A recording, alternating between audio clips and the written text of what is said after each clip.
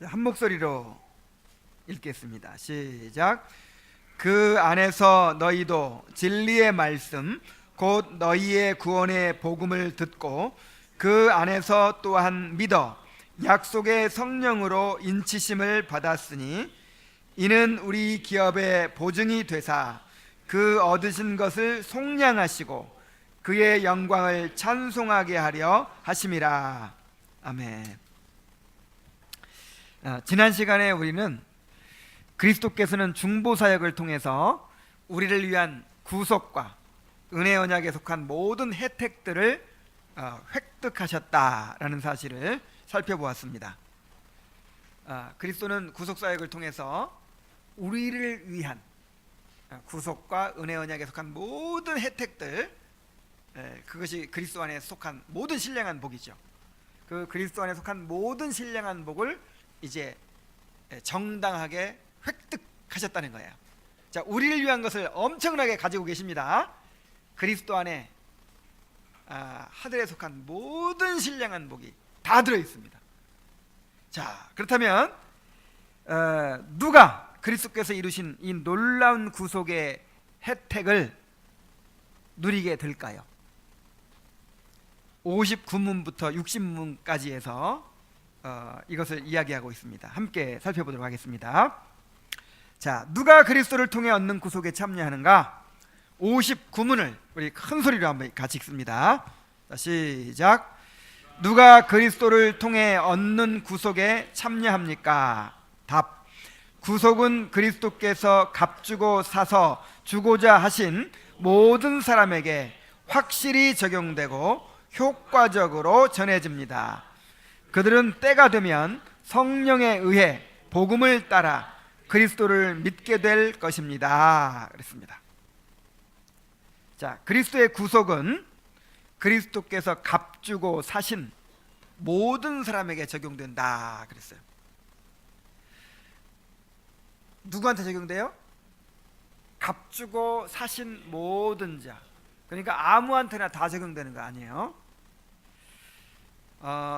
그리스도께서 하나님의 아들이 모든 죄인들을 위해 죽으셨으니까 어차피 모든 사람들이 다 구원받게 되어 있다, 이렇게 주장하는 사람들도 있습니다. 이걸 이제 만인 구원설이라고 그래요. 만인 구원. 믿든지 안 믿든지 어떻게 살았든지, 아니 하나님의 아들이 모든 사람을 위해 죽었는데 어떻게 구원받지 않을 수 있겠는가? 그래서 결국은 다 구원받을 것이다, 이렇게 주장하는 사람들이 있는데 성경은 전혀 그렇게 얘기하고 있지 않습니다. 만인 구원설을 철저하게 부정하고 있어요. 누가 구원받아요? 택함 받은 자들이 구원받아요. 값주고 사신 자들이 구원받아요. 그래서 그리스도의 구속은 모든 사람을 위한 것이 아니라 아버지께서 택하시고 부르신 자들을 위한 것이라는 거예요. 요한복음 10장 15절로 16절에 한번 같이 읽어봅시다. 시작. 아버지께서 나를 아시고 내가 아버지를 아는 것 같으니 나는 양을 위하여 목숨을 버리노라. 또 이 우리에 들지 아니한 다른 양들이 내게 있어 내가 인도하여야 할 터이니 그들도 내 음성을 듣고 한 무리가 되어 한 목자에게 있으리라 그랬어요. 여기 보니까 나는 누구를 위하여 목숨을 버리노라? 양을 위하여 목숨을 버리노라. 양이 아닌 사람들도 있는 거예요. 여기 보니까 이 우리에 들지 아니한 다른 양들이 내게 있다. 그러니까 교회, 이 우리는 교회를 가리켜요. 이 교회 안에만 양이 있는 게 아니라 교회 밖에도 양이 있어요. 아우구스티누스가 그런 말 했어요. 교회 밖에도 양이 있고 교회 안에도 이리가 있다. 어쨌든 교회 아니건 밖이건 주님의 양이 딱 있는 거예요. 택한 자들이 있는 거예요. 그래서 그리스도께서 십자가에 달려 죽으신 것은 모든 사람을 위해 죽은 것이 아닙니다. 오직 택한 자들을 위해서 죽으신 거예요. 자기 양을 위해서 죽으신 거예요. 또 요한복음 17장 9절을 한번 같이 읽겠습니다. 시작. 내가 그들을 위하여 비옵나니 내가 비옵는 것은 세상을 위함이 아니요 내게 주신 자들을 위함이니이다. 그들은 아버지의 것이로소이다. 이 세상은 세상 모든 사람들을 가리키는 거예요. 지금 주님은 모든 사람들을 위해서 십자가 달리시지도 않았고 모든 사람들을 위해서 기도하고 있지도 않아요. 누구를 위해서? 아버지께서 내게 주신 자들, 바로 아버지께서 택하신 자들이죠. 오직 아버지께서 택한 자들, 아버지의 거신 자들을 위해서 그리스도는 십자가 달려 돌아가신 것입니다.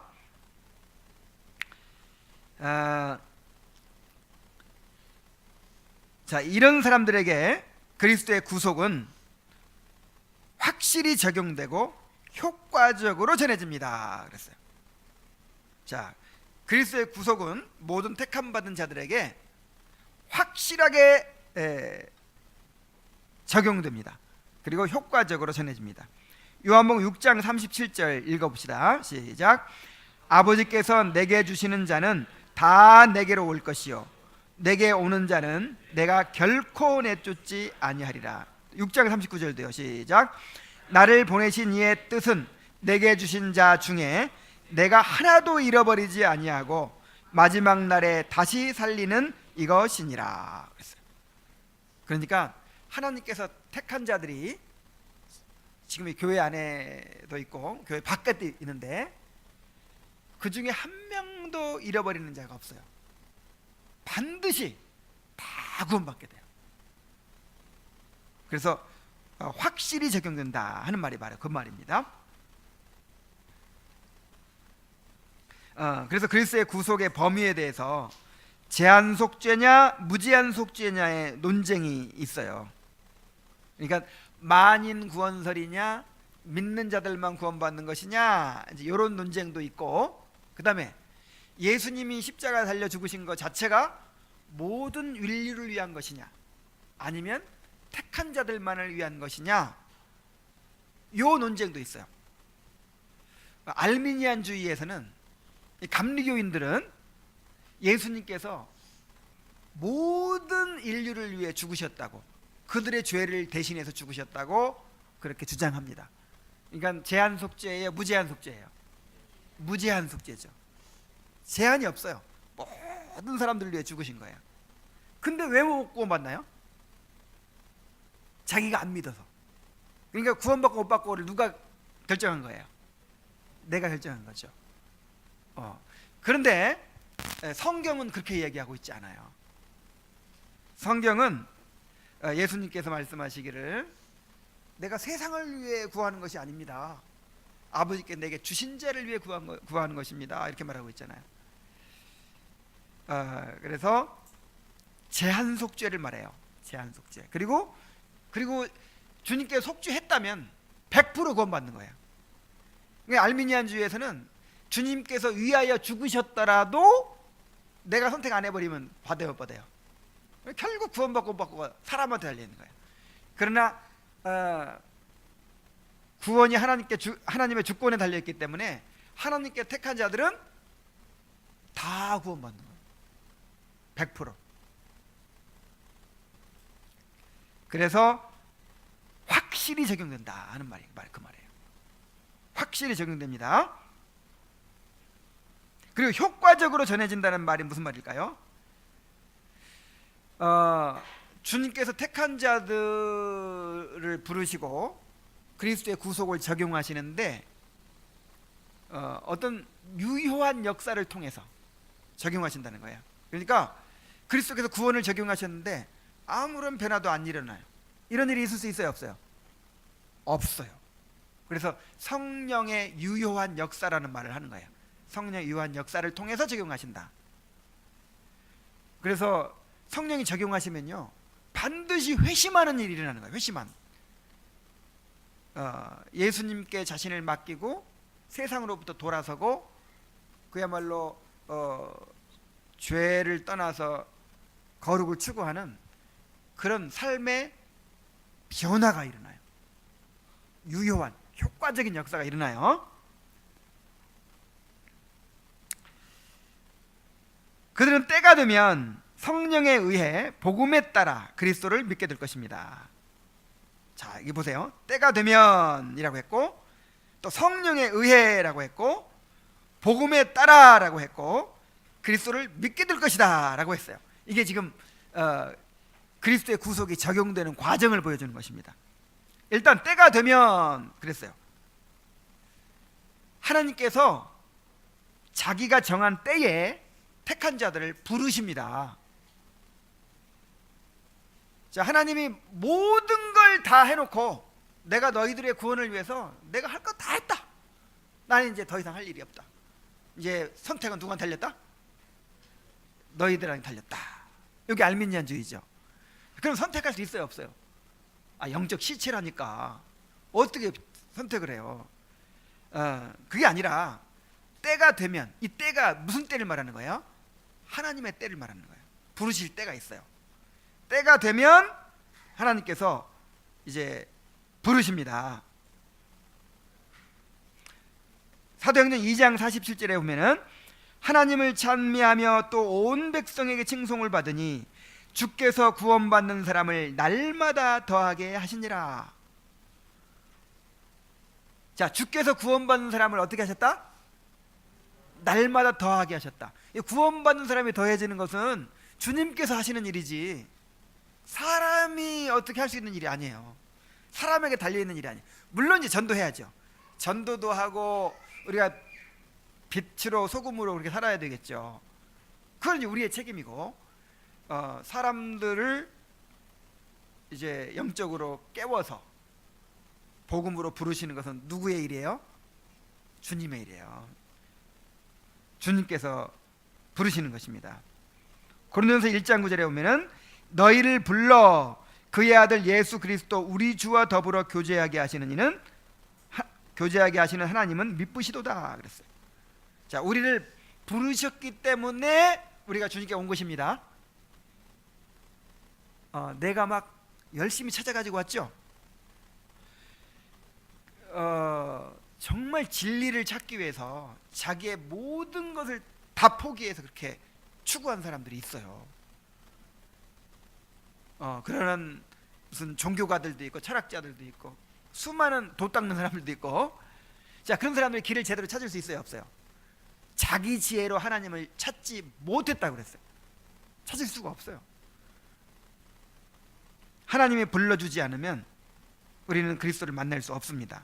그래서 우리가 이렇게 예수 믿고 구원받게 된 거, 하나님께서 때에 맞게 우리를 불러주신 것입니다. 자, 근데 이제 부르실 때 어떻게 부르시냐면요, 성령에 의해 부르시는 거예요.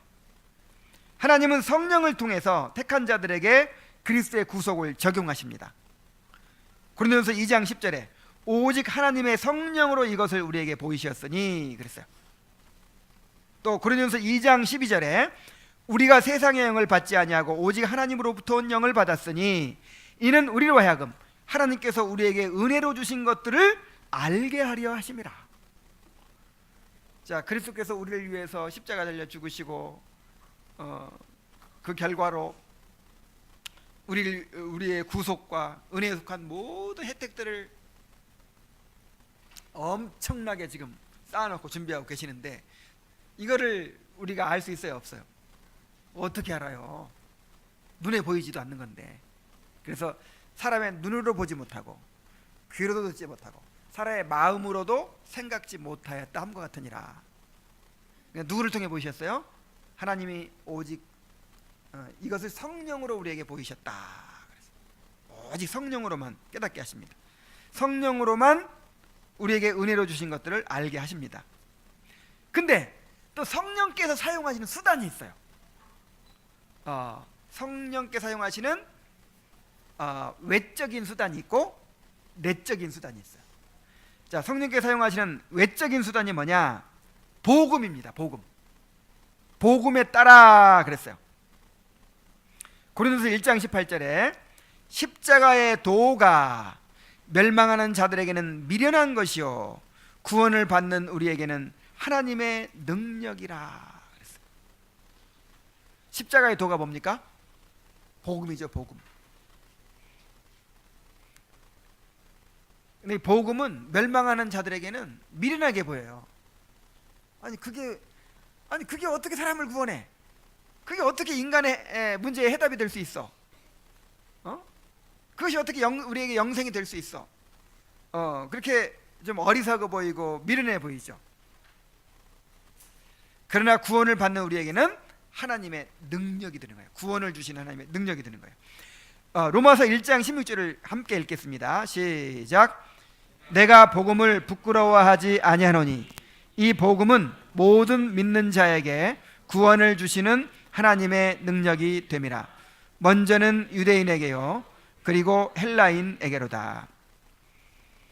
자, 복음을 부끄러워하지 아니하노니 라는 말에서 복음을 부끄러워할 만한 어떤 상황, 어떤 그런 배경을 느낄 수 있죠.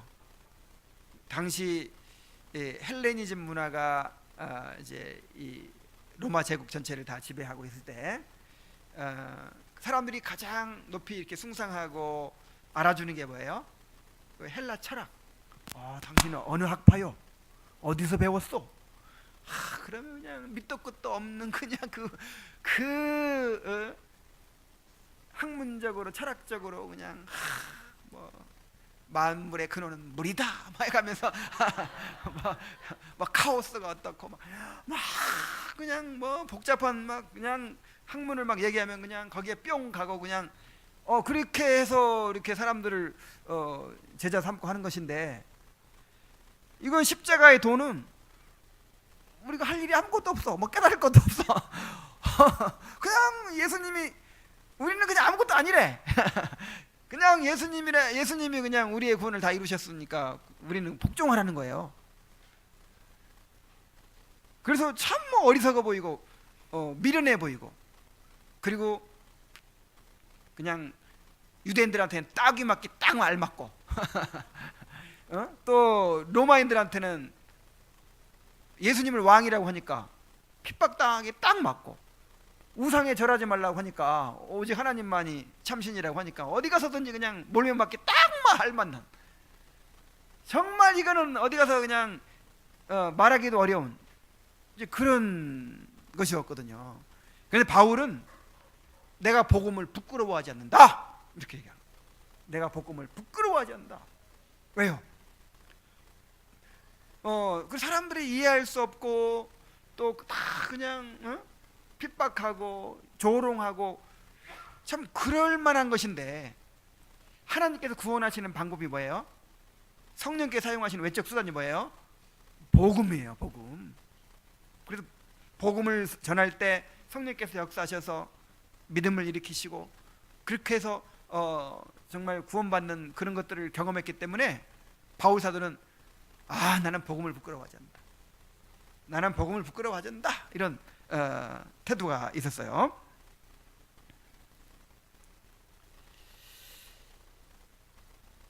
자, 그래서 이 복음의 말씀은 성령께서 사용하시는 은혜의 수단입니다.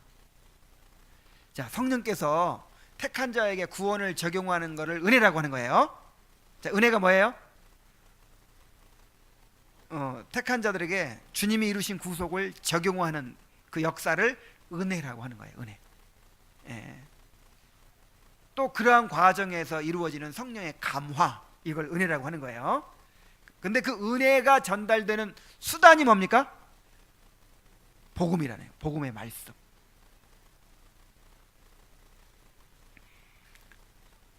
자, 그래서 이제 때가 돼서 사람들을 하나님께 불렀어요.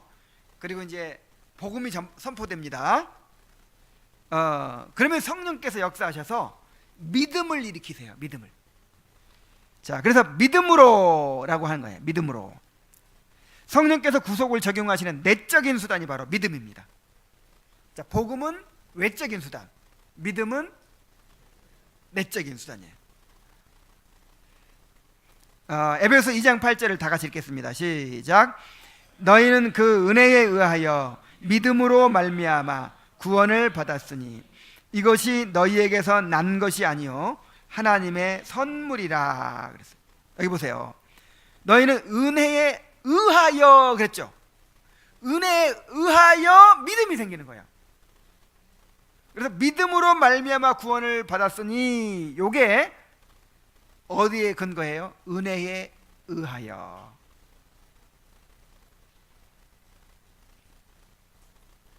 이것이 너희에게서 난 것이 아니요 하나님의 선물이라. 그러니까 구원이 하나님의 선물이라는 말이 아니고 믿음으로 구원받는 게 하나님의 선물이라는 말이에요. 믿음까지 하나님의 선물에 포함되어 있어요. 여러분, 믿음은 구원의 은혜에 포함되어 있습니다. 그러니까 그리스도께서 이제 이루어 놓으신 구원이 있어요. 그 구원을 택한 자에게 적용해 줘야 되는데 그 구원의 선물 속에 뭐까지 포함되어 있어요? 믿음까지. 그러니까 알미니안주의에서 이해하는 믿음과 우리가 이해하는 믿음이 다른 거예요. 이제 우리가 믿으면 구원받는다는 말은 똑같이 하는데 믿음이라는 말을 전혀 다른 의미로 사용하는 거예요. 자, 알미니안주의에서는 믿음이 인간의 행위입니다. 그러니까 알미니안주의에서는 인간의 부패한 존재고 무능한 존재라고 믿지만 그러나 뭐는 할 수 있어요? 믿을 수는 있어요. 선택은 내가 할 수 있어. 그러니까 그것이 인간의 행위이고 공로예요, 공로. 그래서 알미니안주의에서 말하는 믿음은 공로적 믿음이에요. 무슨 믿음? 내가 믿었으니까 구원받은 거야. 야, 내가 일평생 잘한 일은 하나도 없는데 그래도 예수 믿은 거 그거 한 가지는 내가 잘했어. 그래서 자기가 믿은 거를 내 공로인 것처럼 그렇게 자랑하죠. 그렇지 않습니다. 자, 우리가 이해하는 믿음은 어떤 믿음이냐면 그 믿음조차도 은혜로 주신 거예요. 그러니까 선물을 주는데 손잡이라 마찬가지야. 선물 보따리에 그게 달려 있다니까요. 통째로 이렇게 주는 거예요. 그럼 우리가 믿음이라는 손잡이를 딱 잡죠. 그래서 우리가 말하는 믿음은 수단적 믿음이에요. 그러니까 그 하나님께서 그것을 붙잡도록 우리에게 이제 은혜의 수단으로 주시는 것이죠. 은혜로 주시는 것이죠. 그래서 우리가 믿었다고 자랑할 것이 아무것도 없습니다. 믿었다고 하는 것은 은혜 받았다는 뜻이에요. 나한테는 은혜를 주셨는데 이 사람은 안 주신 거예요. 그러니까 몸둘 바를 몰라 해야 돼요. 어휴, 내가 어떻게 믿을 수 있었을까? 야, 내가 어떻게 믿을 수 있었지? 야, 나한테 은혜를 주셔서 믿을 수 있었구나 하고 겸손해야 되고 감사해야 되고. 믿었다고 자기가 믿었다고 자랑할 것이 아닙니다. 에베소 1장 13절 14절 오늘 읽은 본문 말씀에 보면은 그 안에서가 누구 안에서예요? 그리스도 안에서. 그리스도 밖에서는 믿을 수 없어요. 그리스도 안에 택함 받은 자들만 믿을 수 있는 거예요. 그 안에서 너희도 진리의 말씀 곧 너희의 구원의 복음을 듣고, 일단 말씀을 들어야죠. 그 안에서 또한 믿어. 이게 다 성령의 역사예요. 자, 믿어서 그 다음에 약속의 성령으로 인치심을 받았으니 이는 우리 기업의 보증이 되사 그 얻으신 것을 속량하시고 그의 영광을 찬송하게 하려 하심이라. 성령께서 말씀을 듣게 하시고 그 다음에 또 믿게 하시고 그 다음에 인치시고 보증까지 하시는 거예요. 성령께서 그 구원을 우리에게 적용시켜 주시는 것입니다. 자, 그러므로 우리가 구원받으려면 어떻게 해야 되겠어요? 자기 지혜를 의지하지 말고 성령을 의지해야 되죠. 그러면서 성령께서 사용하시는 은혜의 수단인 복음의 말씀을 들어야 합니다. 이것이 처음 구원받는 사람한테만 해당되는 게 아니에요. 구원이라는 이 선물 보따리 안에 뭐가 다 들어있죠? 부르심, 중생, 믿음, 회개, 의롭다 하심, 양자됨, 성화, 견인, 확신, 영화 다 들어있는 거예요. 지금 우리가 구원받고 주님의 자녀가 됐지만 이 안에 있는 게 필요해요, 안 필요해요? 성화의 은혜를 받아야 하잖아요. 성화도 구원이라니까. 구원의 은혜예요. 그래서 우리가 계속 그 구원의 은혜를 계속 이제 받으려면 어떻게 해야 돼요? 말씀을 들어야죠. 말씀. 은혜의 수단인 말씀이 계속해서 우리에게 필요한 것입니다. 그러니까 처음 예수님 영접하고 믿는 사람도 말씀을 들어야 되고, 이제 구원받고 주님 안에 들어온 사람도 계속해서 말씀을 들어야 구원의 은혜가 증가하는 거예요. 온전해지는 거예요. 로마서 10장 17절에 그러므로 믿음은 들음에서 나며, 자, 믿음이 어디서 나요? 들음에서 납니다. 말씀을 들어야 믿음이 생기는 거예요. 그래서 자꾸만 믿음을 그렇게 된 줄로 믿습니다 이렇게 한정시키면 안 돼요. 그건 자연적인 본성에서도 나오잖아요. 여러분, 제가 무슨 말 하면 믿잖아요, 여러분. 그죠? 하나님 말씀 아니라도 내가 어렸을 때 이런 일이 있었습니다, 증거를 내보세요, 그런 사람 하나도 없어요. 다 믿을 거예요. 그죠? 사람 괜찮으니까. 자, 이런 믿음은 그냥 내 본성에서 나온 믿음이잖아요. 그래서 예를 들어서 예수님이 진짜 하나님의 아들이신 것을 나는 믿는다, 이런 거 그냥 내 본성으로 믿을 수 있어요. 그래서 어떤 사실을 인정하는 걸 그렇게 한정시키면 안 돼요. 믿음이라는 거를. 믿음은 영혼의 활동이에요. 그리스도를 붙들게 만드는 거, 구원의 은혜를 받아들이는 그 영혼의 활동, 요걸 믿음이라고 해요. 그 믿음은 내 본성에서 나올 수 없다 이 말이에요. 성령께서 넣어주셔야 돼요. 근데 말씀을 통해서 그것이 와요. 말씀을 통해서. 믿음은 들음에서 나며 들음은 그리스도의 말씀으로 말미암았느니라. 그렇죠.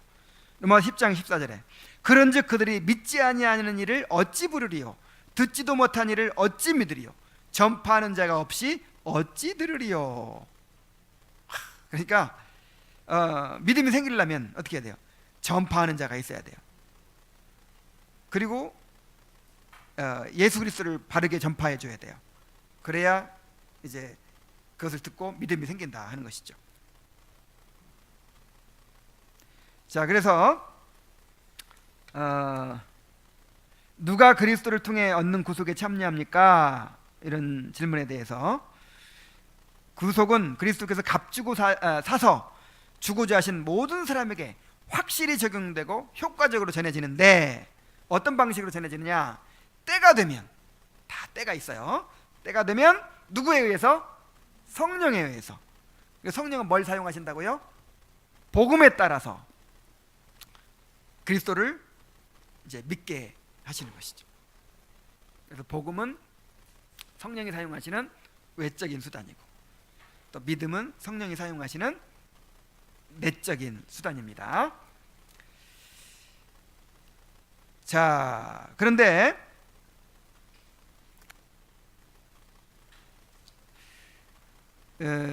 인간의 전적 부패를 믿지 않는 사람들은, 그러니까 부패했지만 완전히 부패한 건 아니다, 조금 그래도 부패하지 않은 부분이 남아있다, 이렇게 생각하는 사람들이 있을까요, 없을까요? 있어요.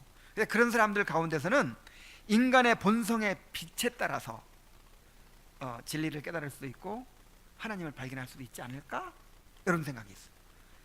그리고 인간의 선행이나 어떤 인간이 만들어낸 종교적인 어떤 그런 열심을 통해서도 진리에 이를 수 있지 않을까 하는 이런 가능성을 인정하는 사람들이 있어요. 이 기독교 안에도 많아요. 그래서 이 부분이 필요한 거예요. 육신문이 필요한 거예요. 우리 한번 육신문을 큰 소리로 한번 읽어보겠습니다. 자, 시작. 복음을 들어본 적도 없고 그래서 예수 그리스도를 알지도 못하고 믿지도 않는 사람들이 본성의 빛을 따라서 사는 것으로 구원을 받을 수 있습니까? 답. 복음을 들어본 적도 없고 예수 그리스도를 알지 못하며 그리스도를 믿지 않는 사람들은 본성의 빛이나 그들이 믿는 종교의 율법을 따라 아무리 부지런하게 노력하며 산다 해도 구원받을 수 없습니다. 그리스도 한 분 외에는 다른 누구에게도 구원이 없습니다. 그리스도만이 그의 몸된 교회의 유일한 구주이십니다. 자, 사람들이 구원의 길이라고 생각하는 것들이 있습니다. 먼저 본성의 빛을 의지하죠. 인간 안에 스스로 진리를 발견하고 하나님과 연합할 수 있는 어떤 가능성을 지니고 있다고 생각하는 것이죠.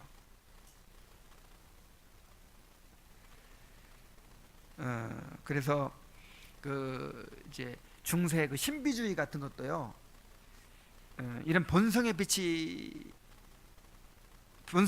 의지하는 데서 나온 거예요.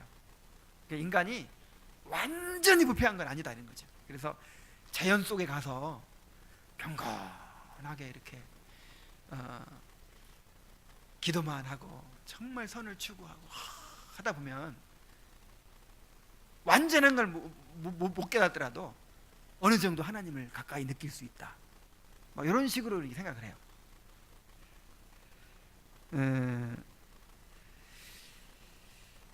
자, 그런가 하면 인간이 만들어낸 종교를 또 의지합니다. 자신들이 믿는 종교의 계율을 따라서 부지런히 노력하면 구원받을 수 있다고 생각하는 것이죠. 그리고 그것도 아니면 그냥 선행, 인간의 선행 자체를 또 의지해요. 선하게 살면 된다는 것이죠. 그래서 이제 오늘날 그 다원주의라는 게 지금 이 세계를 지배해 가고 있어요. 다원주의라는 게 뭐냐면, 종교적 다원주의를 말하는 거죠. 이 종교에서 말하는 다원주의는 뭐냐면, 모든 길은 결국 하나님께 통한다는 거예요. 모든 길은. 그래서 우리 기독교인은 예수 그리스도를 통해서 구원받잖아요. 근데 예수를 모르는 사람들은, 그럼 예수 모른다는 그 한 가지 이유 때문에 다 지옥 가야만 합니까? 하나님이 그렇게 무자비한 분입니까? 그래서 예수를 모르는 사람들은 뭐 부처님을 통해서, 나는 예수를 모르고 부처님밖에 몰랐어, 그러면 부처님을 통해서 또 구원받게 되고, 마호멧을 통해서 구원받게 되고, 저 아프리카 밀림 지역에서 평생 예수를 들어보지도 못하고 살았는 사람들은 또 그 사람들이 믿는 어떤 신을 통해서 결국 구원받게 되고, 다 인정하는 거예요. 이게 무슨 주의? 다원주의라는 것이죠. 그리고 요거로 이제 오늘날에는 그 절대적인 것을 다 부정하죠. 다 상대화시키죠.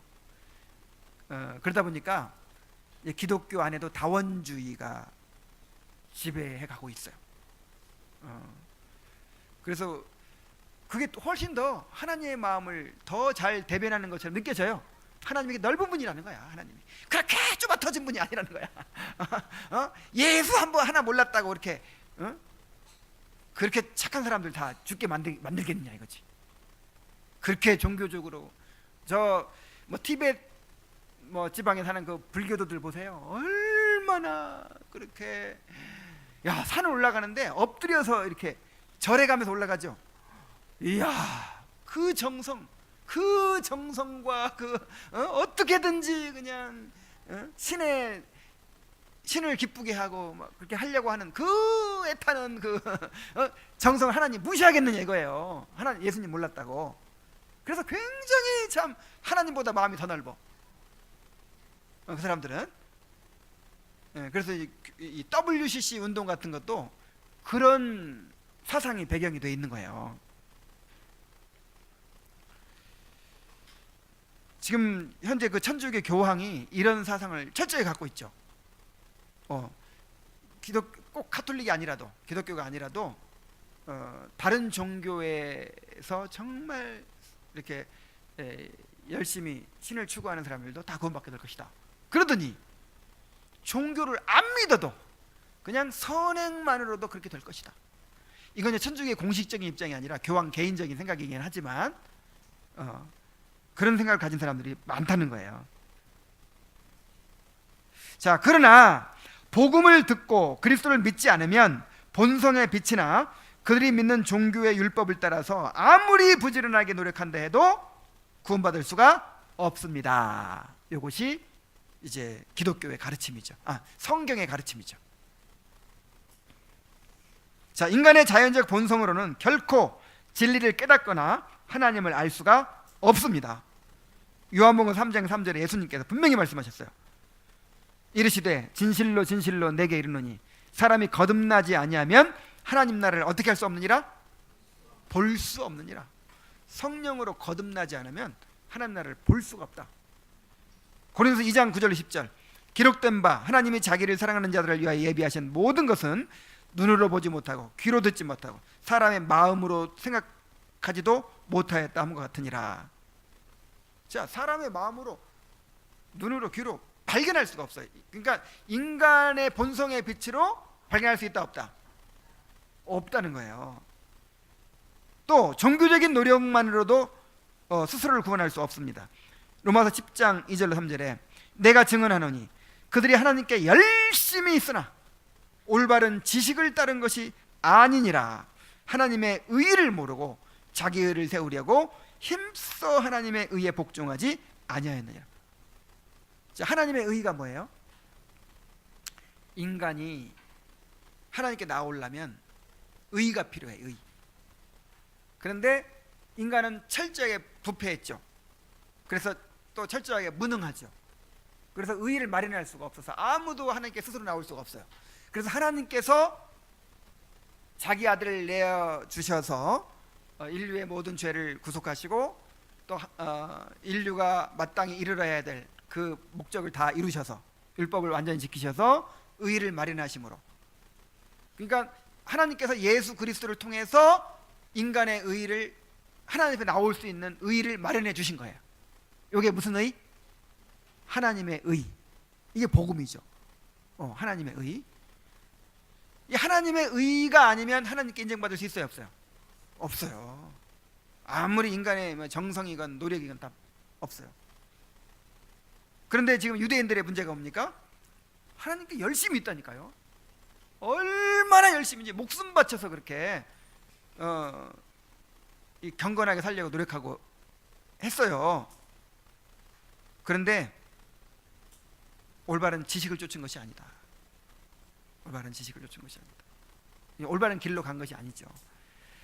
하나님의 의를 모르고 자기 의를 세우려고 힘써 하나님의 의에 복종하지 아니하였다. 그래서 이 세상의 모든 종교를 한마디로 딱 요약하면 인간의 의예요. 인간의 의. 하나님의 의를 알아요, 몰라요? 모르고 자기 의를 세우려고 하나님의 의에 복종치 않고 있는 거예요. 구원받을 수 있어요, 없어요? 없어요. 또 어떠한 선행으로도 구원받을 수 없습니다. 에베소 2장 8절 9절에 너희는 그 은혜에 의하여 믿음으로 말미암아 구원을 받았으니 이것이 너희에게서 난 것이 아니요 하나님의 뭐다? 선물이에요. 구원은 인간에게서 나는 것이 아니에요. 하나님께서 선물로 주셔야 되는 거예요. 선행과 관계없이. 행위에서 난 것이 아니니 이는 누구든지 자랑하지 못하게 하려 함이라. 만약에 인간의 행위가 1%라도 포함됐다면, 참작이 된다면 자랑할 것이 있어요, 없어요? 있죠. 하나님의 은혜지. 근데 나도 한 1%는 했어. 이렇게 자랑할 것이 있죠. 근데 그 자랑하지 못하게 하기 위하여, 오직 하나님께 영광이 돌아가도록 하기 위하여 철저하게 은혜로 만드는 거예요. 그러니까 우리가 그렇게 할 수도 없기 때문이기도 하지만 누구한테 영광이 돌아가야 돼요? 하나님께 영광이 돌아가야 되기 때문에 철저하게 은혜로, 선물로 주어지는 거예요. 그래서 율법주의는 내가 선행을 통해서 구원받을 수 있다고 생각하고, 내가 율법을 잘 지켜서 구원받을 수 있다고 생각하고, 이런 행위주의, 율법주의는요, 나 자신을 구세주로 만드는 거예요. 나를 하나님처럼 높이는 거예요. 그래서 이보다 더 큰 죄가 없는 거예요. 하나님의 영광을 찬탈하는 것이고, 성경은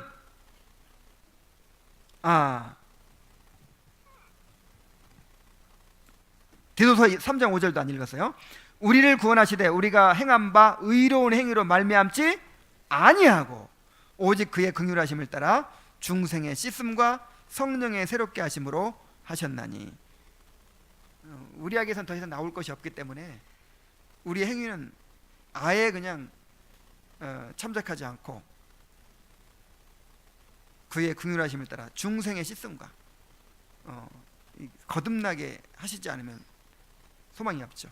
성령의 새롭게 하심을 하셨다 그랬어요. 자, 이렇게 본성의 빛을 의지하고 인간이 만들어낸 종교를 의지하고 또 인간의 선행을 의지하는 생각들은 다 어디서 나왔다 그랬어요?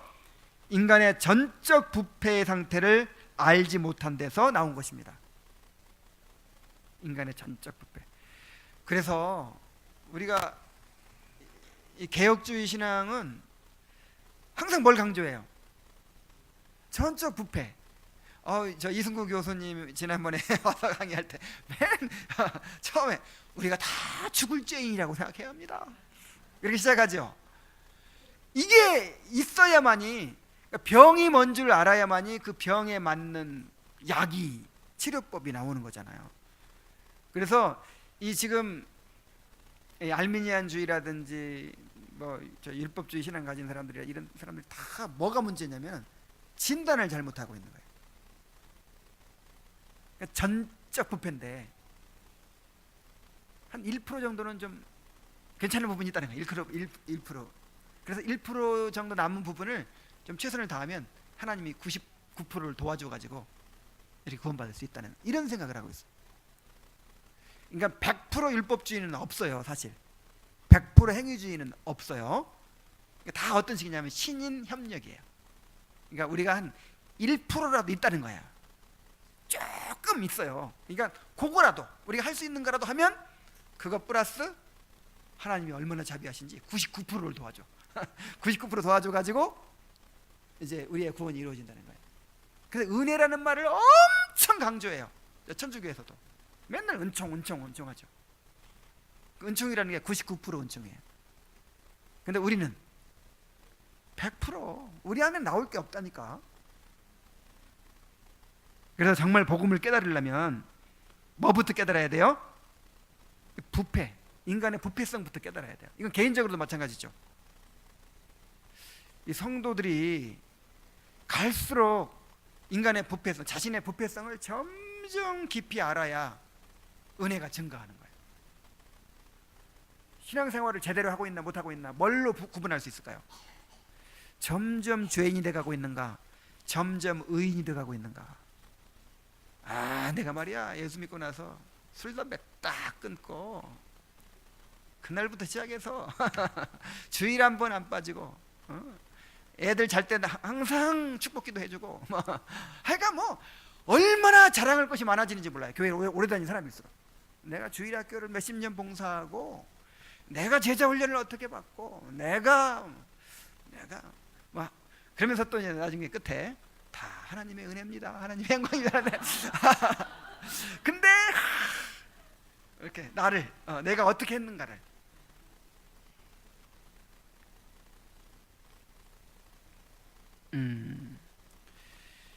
여러분 이거는 겸손하려고 해서가 아니라 내 얘기가 나와요 안 나와요?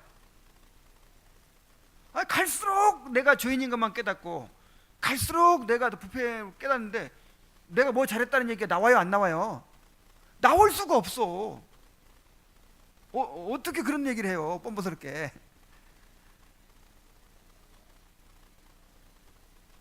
저도 지난 한 주간에 아내한테 그런 얘기를 했어요. 내가 이렇게 설교하고 이렇게 하지만 갈수록 느끼는 건요, 하나님이 붙들어 주지 않으면 세상에서 제일 악한 모습으로 그렇게 빠질 수밖에 없어요. 정말. 그래서 그 시편 119편에서 주의 종을 후대하사 살게 하여 주옵소서, 그리하면 내가 주의 말씀을 지키리이다 그랬죠. 근데 그게 이제 원문으로 보면, 영어로도 보면 나를 살려 주십시오. 그러면 내가 아니 나를 후대해 주십시오. 그러면 내가 살겠습니다. 둘째로는 내가 주님의 말씀을 지킬 수 있습니다. 그러니까 내가 이렇게 내 삶을 유지하고 사는 것도 정말 하나님 붙들어 주셔야 되는 거예요. 건강만 이러도. 아니면 뭐 그 집에 무슨 내가 하여간 감당할 수 없는 문제만 생겨도 내가 하여간 내 삶을 유지하고 나를 살려주시는 분이 하나님이에요. 나를. 그러니까 지금 교회도 다니고 오늘 주일날도 오고 막 그랬지. 아프니까 교회도 못 오잖아.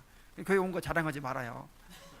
하나님이 지금 살려줘서 지금 예배당에 와서 예배 드릴 수 있는 거예요. 진짜 감사해야 되는데 나는 주일 지켰어. 그럴 수가 없잖아요. 그죠? 그걸 깨닫는다면. 내가 지금 살아있는 것도 하나님의 은혜고 그냥 너그럽게 대해주신 거죠. 당장 그냥 우리 죄로 봐서는 지난주가 살았던 거 봐서는 그냥, 근데 너그럽게 후대해 주셨기 때문에 지금 살아있는 거예요.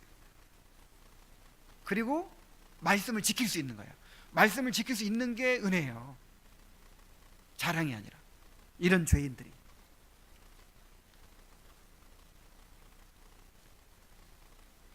성경은 예수 그리스도 외에는 구원의 길이 없다고 단언합니다.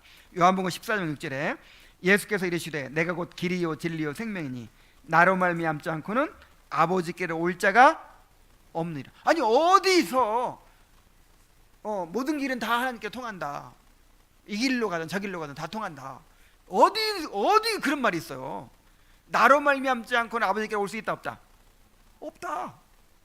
또 사도행전 4장 12절에 다른 이로서는 구원을 받을 수 없나니 천하 사람 중에 구원을 받을 만한 다른 이름을 우리에게 주신 일이 없습니다. 구약 시대가 신약 시대가 뭐 언제건 구원을 얻을 만한 다른 이름을 우리에게 주신 일이 없어요.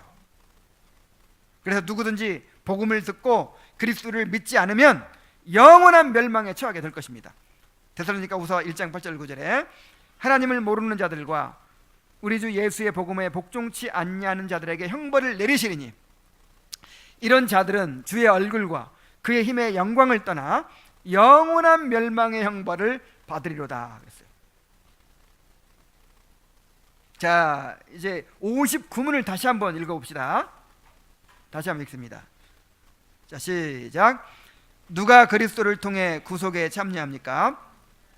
구속은 그리스도께서 값주고 사서 주고자 하신 모든 사람에게 확실히 적용되고 효과적으로 전해집니다. 그들은 때가 되면 성령에 의해 복음을 따라 그리스도를 믿게 될 것입니다. 자, 그러므로 교회는 계속해서 복음을 전해야 합니다. 그리고 우리가 계속해서 교회에서 선포되는 복음을 계속해서 들어야 합니다. 고린도전서 1장 18절로 24절을 읽고 마치겠어요. 고린도전서 1장 18절로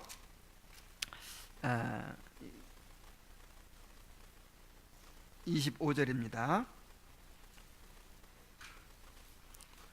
십자가의 도가 멸망하는 자들에게는 미련한 것이요 구원을 받는 우리에게는 하나님의 능력이라. 기록된 바 내가 지혜 있는 자들의 지혜를 멸하고 총명한 자들의 총명을 폐하리라 하였으니 지혜 있는 자가 어디 있느냐? 선비가 어디 있느냐? 이 세대의 변론가가 어디 있느냐? 하나님께서 이 세상의 지혜를 미련하게 하신 것이 아니냐? 하나님의 지혜에 있어서는 이 세상이 자기 지혜로 하나님을 알지 못하므로 하나님께서 전도에 미련한 것으로 믿는 자들을 구원하기를 기뻐하셨도다. 유대인은 표적을 구하고 헬라인은 지혜를 찾으나 우리는 십자가에 못 박힌 그리스도를 전하니 유대인에게는 거리끼는 것이요 이방인에게는 미련한 것이로되 오직 부르심을 받은 자들에게는 유대인이나 헬라인이나 그리스도는 하나님의 능력이요 하나님의 지혜니라. 하나님의 어리석음이 사람보다 지혜롭고 하나님의 약하심이 사람보다 강하니라. 아멘. 세상 사람들은 유대인은 표적을 구하고 헬라인은 지혜를 찾죠. 그래서 그들에게 마음에 들게 하려면 어떻게 해야 돼요? 유대인들이 원하는 표적을 보여줘야 되고 헬라인이 원하는 지혜를 보여줘야 되지만 우리는 이 구원이 에, 뭐라 그랬어요? 때가 되면 성령에 의해 복음을 따라 그리스도를 믿게 된다고 했기 때문에, 하나님의 주권적인 역사라고 우리가 믿기 때문에 전도에 미련한 것으로, 그야말로 세상 사람이 보기에 미련한 방법으로 계속해서 복음을 선포하는 것입니다. 정말 자신의 부패성을 점점 깊이 깨달아가면서 하나님의 은혜를 더욱 사모하게 되는 그런 성도들이 되기를 바랍니다. 기도하겠습니다. 은혜로우신 아버지 하나님, 참으로 우리의 병을 제대로 진단하지 못한다면 어떻게 고칠 수가 있겠습니까? 우리가 얼마나 철저하게 부패한 존재이고, 그래서 얼마나 철저하게 무능한 존재인지를 점점 깨달아가게 해주셔서 감사드립니다. 참으로 하나님의 은혜가 아니면 우리가 진리를 깨달을 수도 없고, 참으로 믿음을 가질 수도 없고, 그리스도께 나아올 수 없다는 사실을 깨닫게 해주시고, 참으로 복음을 통하여 성령을 의지하는 그런 올바른 신앙을 갖게 해주셔서 감사드립니다. 아버지 하나님, 우리 가운데 아직도 복음을 깨닫지 못하고 구원의 은혜를 누리지 못하는 영혼들이 있습니다. 주님, 주님의 때에 참으로 성령의 역사하심으로 믿음을 갖게 하여 주옵소서. 그래서 계속해서 복음을 듣는 자리에 있게 하시고, 정말 주님이 성령을 통해서 구속을 적용하시는 것을 우리가 보게 하여 주옵소서. 우리 모두가 복음을 통해서 성령의 역사하심을, 그래서 은혜를 날로 날로 체험해가는 그런 성도들이 되게 하여 주옵소서. 예수님의 이름으로 기도하옵나이다.